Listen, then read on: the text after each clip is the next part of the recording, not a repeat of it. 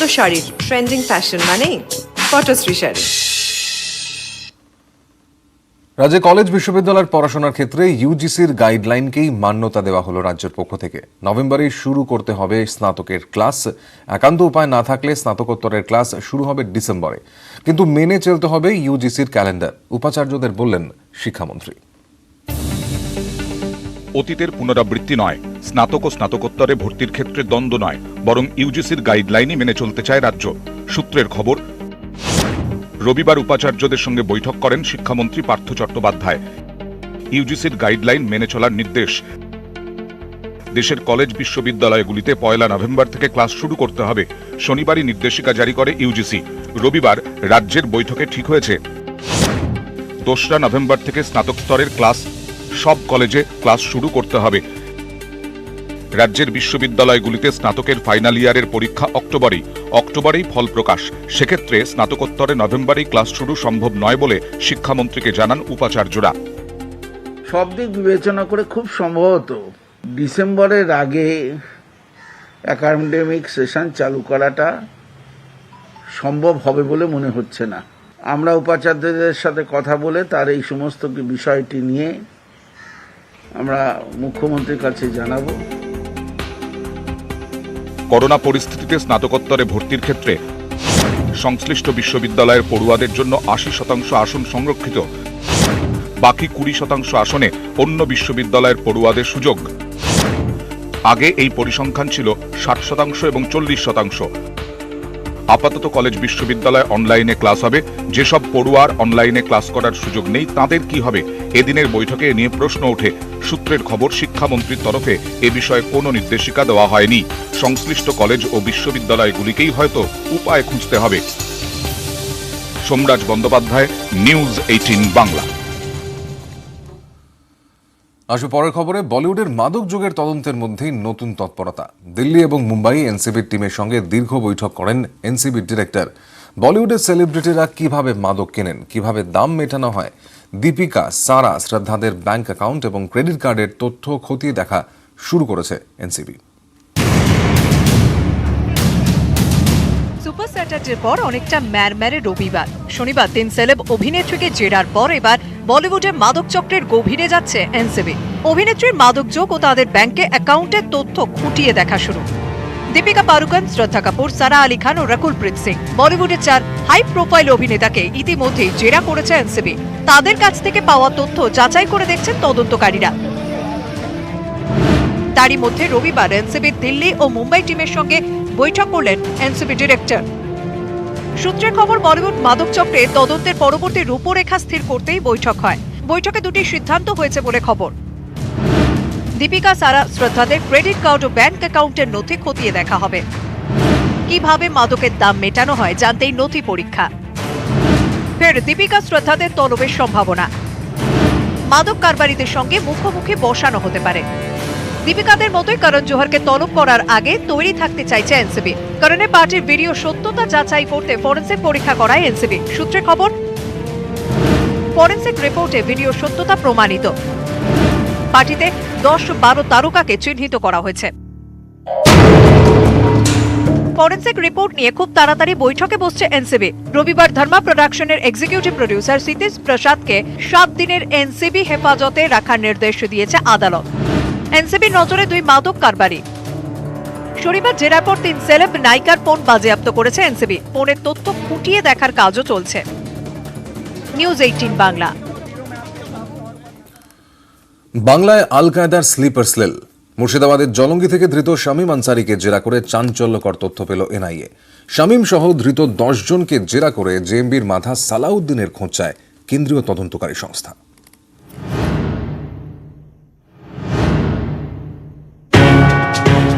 বাংলায় আল কায়দার নেটওয়ার্ক। মুর্শিদাবাদ থেকে জালে আরও এক জঙ্গি। এবার স্লিপার সেলের খোঁজ। শুক্রবার জলঙ্গির নওদাপাড়া থেকে এসটিএফ এর জালে আল কায়দা জঙ্গি শামীম আনসারি। শনিবার তাকে গ্রেপ্তার করে এনআইএ। গ্রামে রাজমিস্ত্রির কাজ, তার আড়ালেই জঙ্গি কার্যকলাপ। এনআইএ সূত্রে খবর, আল কায়দার স্লিপার সেলের সক্রিয় সদস্য শামীম আনসারি। ধৃত 9 জঙ্গির সঙ্গে তার নিয়মিত যোগাযোগ ছিল। বাংলাদেশে পালানোর ছক ছিল শামীম আনসারির। ইতিমধ্যে বাংলায় আল কায়েদার সঙ্গে জামাতুল মুজাহিদিন বাংলাদেশ যোগ স্পষ্ট হয়েছে। হন্যে হয়ে খাগড়াগড় কাণ্ডের মূল চক্রী সালাউদ্দিন সালেহিকে খুঁজছে এনআইএ। কেন্দ্রীয় তদন্তকারী সংস্থার দাবি, সালাউদ্দিনের সঙ্গেও ধৃত শামীম আনসারির যোগাযোগ ছিল। শামীম আনসারির গ্রাম থেকেই এনআইএ জালে আল কায়েদা জঙ্গি আল মামুন কামাল। কেন্দ্রীয় তদন্তকারী সংস্থা জানিয়েছে, কামালের সঙ্গে কেরলে একই ঘরে থাকত শামীম আনসারি। নওদাপাড়ায় মামুনের তৈরি অনুমোদনহীন মাদ্রাসাতেও তার যাতায়াত ছিল। সেখানে গোপন বৈঠকে যোগ দিত শামীম আনসারিও। এছাড়া জঙ্গি কার্যকলাপের টাকা লেনদেনের সঙ্গেও শামীমের যোগাযোগ ছিল বলে জানতে পেরেছে এনআইএ।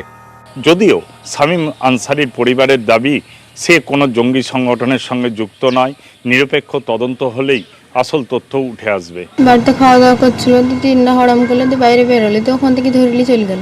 কি কারণে ধরলো? বাড়িতে দিয়ে যা আমার স্বামীকে, আমার স্বামী নির্দোষ। গোয়েন্দাদের দাবি, বাংলা থেকে দেশ আল কায়েদার জঙ্গি জাল ছড়িয়েছে অনেকটাই। ধৃতদের জেরা করে সেই জাল গোটাতে চায় এনআইএ। অনুপ চক্রবর্তী, প্রণব বন্দ্যোপাধ্যায়, নিউজ 18 বাংলা। নাকা চেকিং এর পর এবার হোটেল, গেস্ট হাউস, বারেও কড়া নজর। মুর্শিদাবাদে আল কায়েদা জঙ্গি ধরা পড়ার পর তৎপর কলকাতা পুলিশও। মুর্শিদাবাদে আল কায়েদা জঙ্গি ধরা পড়ার পর আরও সতর্ক কলকাতা পুলিশ। বাইপাস সহ কলকাতায় ঢোকার সমস্ত রাস্তায় নাকা চেকিং বাড়ানো হয়েছে। শনিবার রাতে শহরের বিভিন্ন জায়গায় চলল চেকিং। বিশেষ সতর্কতা বাইপাসে। বাইপাস সহ কলকাতার বিভিন্ন রাস্তায় নাকা চেকিং কলকাতা পুলিশের। এই মুহূর্তে বাইপাস সংলগ্ন অভিহিকা মোড়ের কাছে সেখানে এই নাকা চেকিং করছেন এবং এই নাকা চেকিংয়ের মাধ্যমে সন্দেহভাজন কোনো ব্যক্তি যাতে শহরের মধ্যে প্রবেশ করতে না পারে সেদিকে কড়া নজর কলকাতা পুলিশের। দুই জেলার সীমানাবর্তী গেস্ট হাউসগুলি বেআইনি কাজের জন্য উপযুক্ত বলে মনে করে দুষ্কৃতীরা। তাই বাইপাস লাগোয়া অলিতে গলিতে গজিয়ে ওঠা গেস্ট হাউসগুলিতে আচমকা তল্লাশি চালাচ্ছে কলকাতা পুলিশ। বাংলাদেশ থেকে বা ভিন রাজ্য থেকে কেউ আসছেন কিনা সেগুলো খতিয়ে দেখা হচ্ছে। নজরদারি শহরের হোটেলগুলিতেও। বাংলাদেশ বা ভিন রাজ্যের কেউ থাকলে তথ্য তালাশ। কেউ অল্প সময়ের জন্য ঘর ভাড়া নিচ্ছেন কিনা তাতেও নজরদারি। অনেক সময় হোটেল বা গেস্ট হাউসে না থেকেও দুষ্কৃতীরা নিজেদের মধ্যে আলাপ আলোচনার জন্য বেছে নেয় রাতের পানশালাকে। অল্প সময়ের জন্য দুষ্কৃতীদের সেই নিরাপদ আশ্রয়স্থলেও হানা দিচ্ছে পুলিশ। বেশি রাত পর্যন্ত খোলা থাকা বারেও কড়া নজর। সন্দেহজনক কোনো ব্যক্তি তারা এই ধরনের বার এবং রেস্তোরাঁয় আড্ডা মারতে আসছেন কিনা বা এই ধরনের বার রেস্তোরাঁকে তারা যে সমস্ত তাদের কথা বলা বা আলাপ আলোচনার ক্ষেত্র হিসাবে বেছে নিচ্ছেন কিনা সেদিকেও নজর রয়েছে কলকাতা পুলিশের। কলকাতা শহরকে বরাবরই দুষ্কৃতীরা ট্রানজিট পয়েন্ট হিসেবে বেছে নিয়েছে। তথ্য, অর্থ বা অস্ত্র বিনিময় কিংবা আলাপচারিতার জন্য এই শহর নিরাপদ বলে মনে করেছে দুষ্কৃতীরা। এ রাজ্যে আল কায়েদার হদিশ ফেলার পর এবার আরও সতর্ক কলকাতা পুলিশ। নিউজ 18 বাংলা। যে খবরে এবার চোখ রাখবো, দলে গুরুত্ব বাড়ার ঘোষণা হতেই ফর্মে মুকুল রায়। রাহুল সিনহার ক্ষোভ সামলাতে মাঠে নামলেন মুকুল। আবার নিজের পছন্দ অপছন্দ নিয়েও বিজেপি শীর্ষ নেতৃত্বকে কৌশলী বার্তা দিলেন বিজেপির নতুন সর্বভারতীয় সহসভাপতি।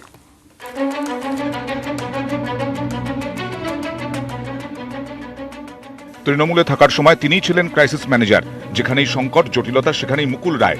বিজেপিতে যোগ দেওয়ার পর সেই ভূমিকায় এই প্রথমবার। শনিবার দলের সর্বভারতীয় সহসভাপতি হওয়ার পরের দিনই পুরনো ফর্মে। রাহুল সিনহা ভারতীয় জনতা পার্টির একটা মুখ। শনিবার সাংগঠনিক রদবদলে কেন্দ্রীয় সাধারণ সম্পাদকের পদ খোয়ানোর পরেই ক্ষোভ উগড়ে দেন রাহুল সিনহা। জন্মলগ্ন থেকে বিজেপির সেবা করবার পুরস্কার এটাই যে তৃণমূল কংগ্রেসের নেতা আসছে, তাই আমাকে সরতে হবে। আমি যা বলার 10 থেকে 12 দিনের মধ্যে বলবো। রাহুল কি দল ছাড়বেন?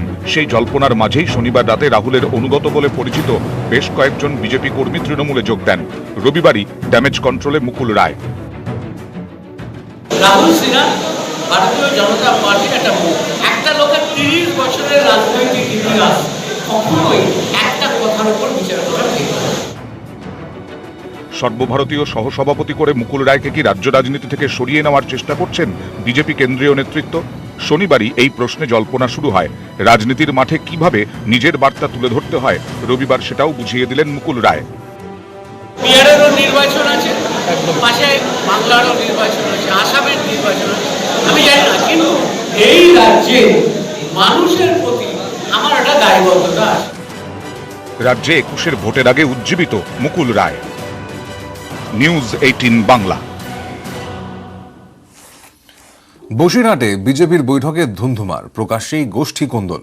বসিরহাট সাংগঠনিক জেলা সভাপতি তারক ঘোষকে সরানোর দাবিতে ভাঙচুর চালালো সভাপতি বিরোধী গোষ্ঠী।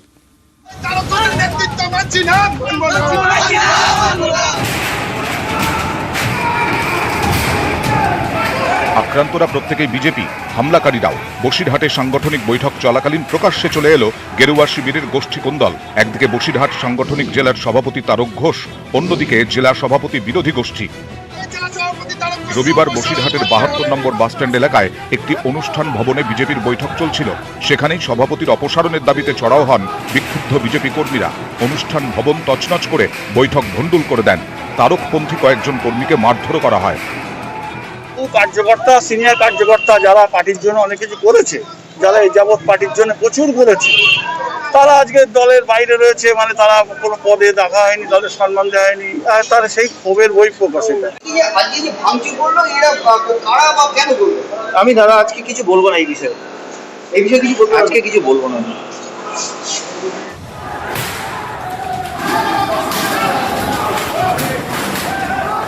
তারক ঘোষকে সভাপতি পদ থেকে সরানোর দাবিতে এদিন বিক্ষোভ দেখান বিক্ষুব্ধরা। বসিরহাট থেকে অনুপম সাহা, নিউজ 18 বাংলা। জীবনের প্রায় প্রতিটি ক্ষেত্রেই আঘাত এনেছে কোভিড-19। অসংগঠিত ক্ষেত্রে সব থেকে খারাপ অবস্থা। অসংগঠিত ক্ষেত্রের 88% কর্মী ক্ষতিগ্রস্ত। গাড়ির মেকানিকরাও গত কয়েক মাস ধরে প্রবলভাবে ক্ষতির মুখে। এদের পাশে দাঁড়াতে নিউজ 18-এর সঙ্গে যৌথ উদ্যোগে বিশেষ প্রকল্প নিচ্ছে ক্যাস্ট্রল অ্যাক্টিভ। মেকানিকদের প্রশিক্ষণের ব্যবস্থা এবং তাদের পাশে থাকতেই এই বিশেষ ক্যাম্পেইন।